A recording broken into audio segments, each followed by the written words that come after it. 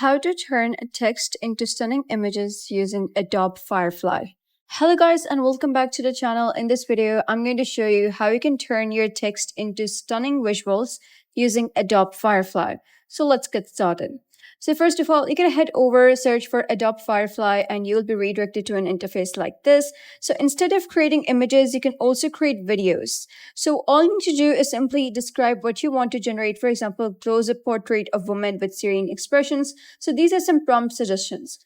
So the better your prompt is, the better output will be produced. So you can simply search for anything you want. The free tier has only one generation.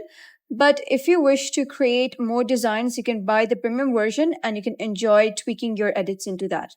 So for example, I typed in a cat on a car and these are the results. Now you can see that the results are pretty great and they look very real and stunning. Now, if you wish to add some more edits into it, so there are numerous options that you can edit this picture as. For example, you can generate a video out of this picture. You can generate a similar one like this. You can use as composition reference, etc., etc. There are many changes that you can tweak in. So that is basically how you can turn your text into images using Adobe Firefly.